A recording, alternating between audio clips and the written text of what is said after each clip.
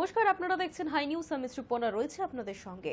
কলকাতার মেয়র ফিরহাদ হাকিমের ওএসডি কালী বন্দ্যোপাধ্যায়ের বিরুদ্ধে টাকা তোলার অভিযোগ, আর এই নিয়ে শেক্সপিয়ার সরণি থানায় অভিযোগ দায়ের হয়েছে। অভিযোগ দায়ের করেছেন খোদ তৃণমূল সাংসদ অভিষেক বন্দ্যোপাধ্যায়ের দফতরেরই এক কর্মী, আর জানিয়ে শোরগোল পড়ে গিয়েছে তৃণমূলের অন্তরে। এই অভিযোগের খবর প্রকাশ্যে আসার পর ফিরহাদ হাকিমের মন্তব্য, এই বিষয়ে তার কাছে কোনো খবর ছিল না, তাকে আগে জানানো যেত বলেও মন্তব্য করেছেন তিনি।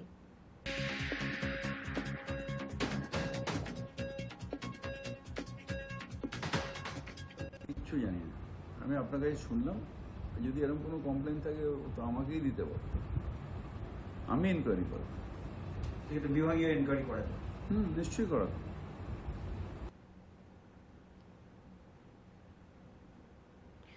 কলকাতায় মেয়র ফিরহাদ হাকিমের ওএসডি কালী বন্দ্যোপাধ্যায়ের বিরুদ্ধে টাকা তোলার অভিযোগ দায়ের করেছেন কে? খোদ তৃণমূল সাংসদ অভিষেক বন্দ্যোপাধ্যায়ের দফতরেরই এক কর্মী। আর এই প্রসঙ্গে সুজন ভট্টাচার্য কি বলছেন শোনাবো। তো অভিযোগ পাল্টা অভিযোগ চলছেই। সম্প্রতি যেটা আসলো সেটা হচ্ছে অভিযুক্ত ফিরহাদ হাকিম, তার বকলমে তার ওএসডি, অভিযোগকারী অভিষেক ব্যানার্জি, তার বকলমে তার অফিস। গোটা তৃণমূল দলে যত বড় নেতা তত বড় তোলাবাজ, তত বড় বেআইনি সম্পদ। না বুঝবার কোনো কারণ নেই, এটাই তৃণমূল, এটাই গোটা রাজ্যে চলছে। কখনো অভিযুক্ত যেমন ফিরহাদ হাকিম এবং তার বাহিনী, কখনো অভিযুক্ত ভাইপো অথবা তার বাহিনী। আর এই সবার মাথার উপরে হাত মুখ্যমন্ত্রী। তার যারা চারপাশে আছেন, ফিরহাদ হাকিমের চারপাশে যারা আছেন তারা অপরাধী, অভিষেকের চারপাশে যারা আছেন তারা অপরাধী, মমতা ব্যানার্জির চারপাশে যারা আছেন তারা অপরাধী। আর সাধু পুরুষ কিন্তু নেতা। অভিষেক ভাজা মাছ উল্টে খেতে জানেন না, ফিরহাদ হাকিম কিচ্ছু টের পান না, আর মমতা ব্যানার্জি তাই। শুনিনি তো সব নাটক অনেক হয়েছে। তৃণমূলের যত বড় নেতা তত বড় তোলাবাজ। সময় সব ধরা পড়বে, সব সিভারি। এই যে অভিষেক বাংলায় আসলো পদ্মার ইলিশ, মুখে হাসি ভোজন রসিকদের। শুক্রবার সকাল থেকে হাওড়ার পাইকারি বাজারে পাওয়া যাচ্ছে বাংলাদেশি ইলিশ। দীর্ঘ টালবাহানার পর বাংলায় আসলো পদ্মার ইলিশ, মুখে হাসি ভোজন রসিকদের। শুক্রবার সকাল থেকে হাওড়ার পাইকারি বাজারে পাওয়া যাচ্ছে বাংলাদেশি ইলিশ। হাওড়ার পাইকারি বাজার থেকে খুচরো বাজারে পৌঁছে যাচ্ছে সেই মাছ। পুজোর ঠিক আগেই বাংলার বাজারে হাজির পদ্মার ইলিশ। শুক্রবার সকাল থেকে কলকাতা, হাওড়া সহ বিভিন্ন বাজারে মিলছে ওপারের রূপোলি শস্য। 800 থেকে 1200 গ্রাম ওজনের মাছ বিক্রি হচ্ছে 1200 টাকা থেকে 1600 টাকায়। স্বাভাবিকভাবেই মুখে হাসি ফুটছে ভোজন রসিক বাঙালির। লক্ষ্মীবাড়ি বনগাঁর পেট্রাপোল সীমান্ত দিয়ে বেশ কয়েক টন ইলিশ এসে পৌঁছেছে। বেনাপোল বন্দর থেকে পাওয়া সূত্রে জানা গিয়েছে 3000 টন ইলিশ রফতানির প্রথম চালানে 4 টন অর্থাৎ 4000 কেজি মাছ এসেছে। দুটি ট্রাকে করে 200 বক্স মাছ বুধবার বিকেলে বেনাপোল বন্দরে পৌঁছয় রপ্তানির জন্য। মৎস্য দপ্তরের অনুমতি সাপেক্ষে বৃহস্পতিবার ইলিশ পেট্রাপোল দিয়ে ঢুকেছে এপার বাংলায়। নতুন ও পুরনো সব আবেদনপত্র এবং এর সঙ্গে সম্পর্কিত কাগজপত্র যাচাই বাছাই করে ইলিশ রপ্তানি চূড়ান্ত অনুমোদন দেওয়া হয়। শর্তে বলা হয়েছে অনুমতির মেয়াদ কার্যকর থাকবে আগামী 12 অক্টোবর পর্যন্ত। বৃহস্পতিবার বেনাপোল বন্দর দিয়ে 2420 মেট্রিক টন ইলিশ রপ্তানির জন্য প্রথম চালানে মোট 18 মেট্রিক টন অর্থাৎ 18,000 কেজি ইলিশ মাছ এসেছে। প্রতি কেজি মাছের রপ্তানি মূল্য পড়ছে $10 যা বাংলাদেশি টাকায় প্রায় 1200 টাকা, আর ভারতীয় মূল্য 840 টাকা। সেই নিরিখে বাজারে পদ্মার ইলিশের দাম নির্ধারিত হবে। পরে আরও ইলিশ ঢুকবে, ফলে বাজারে যোগান বাড়বে, আর যোগান বাড়লে দামও খানিকটা কমতে পারে। High news network.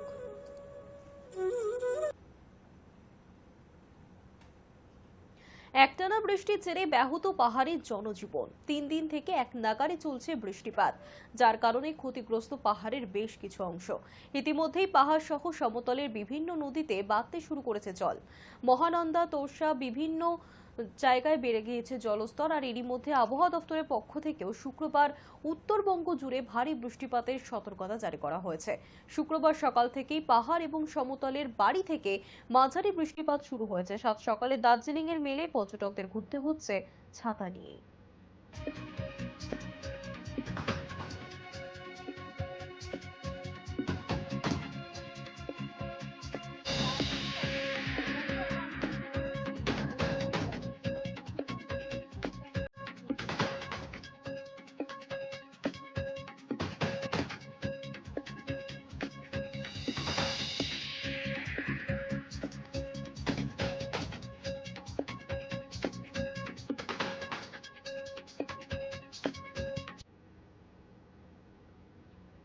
ঝাড়গ্রাম জেলার জাম্বনি ব্লকের চিল্কিগড়ের 550 বছরের মা কনক দুর্গার মন্দির।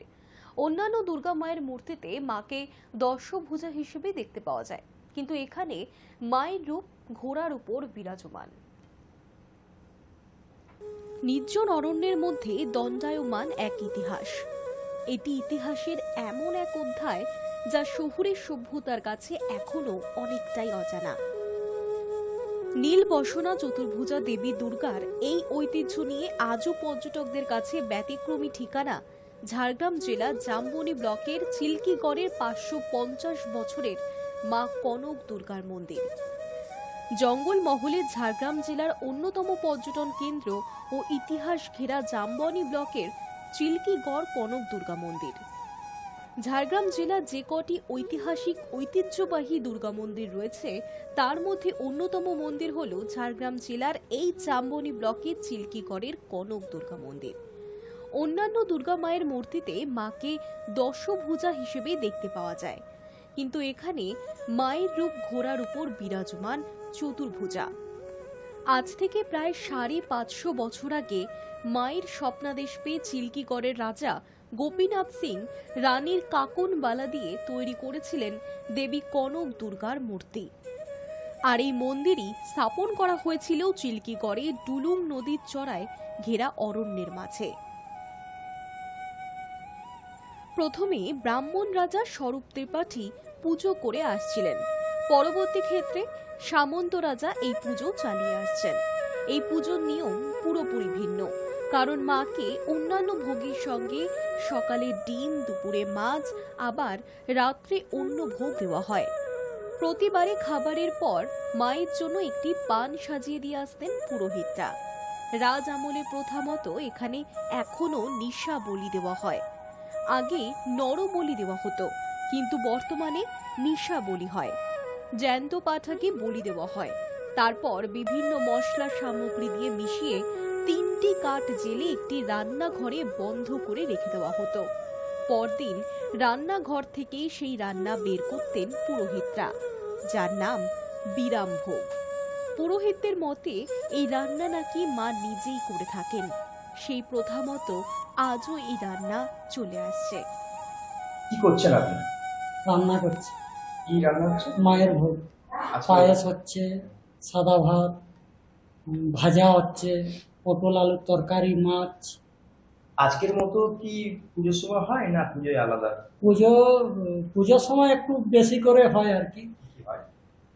পুজোয় মাছ, ভাত, ডাল, সবজি, খিচুড়ি, পায়েস, অনেক কিছুই। যেটা শোনা যায় যে মায়ের এবারে ইয়েতে খাবার দেওয়া হয়, মাংস দেওয়া হয়, ডিমও দেওয়া হয়। হ্যাঁ, তার সঙ্গে প্রতিদিন একটা করে ডিম দিতে হয়। ডিম প্রতিদিনই দিতে হয়, মাছ, ডিম পুজোর প্রদিন দিতেই হবে। আর মাছটা এমনি তো লাগেই প্রতিদিন, আর এমনি কেউ দিয়ে গেলে ডিম, হাঁসের ডিম, তাইলে দেওয়া হয়। না হলে পুজোর কদিন ডিম দিতেই হবে হাঁসের। পুজোর সময় শুনেছি নাকি মাংসও দিতে হয়। হ্যাঁ, মাংস হয়, সেটা আলাদা করে। ওটা ওর নাম বিরাম ভোগ। ওটা একটা মাটির হাঁড়িয়ে নিশা বলে একটা বলি হয় জঙ্গলে গিয়ে, সেইটা আবার এনে কেটে একটা মাটির হাঁড়িয়ে সমস্ত মশলা মাখিয়ে চাপি দেওয়া হয়। ওটা ওই রুমের মধ্যে তালা মেরে দেওয়া হয়। সেই চাবি রাজবাড়ি থেকে এসে তারপরের দিন খোলা হয়।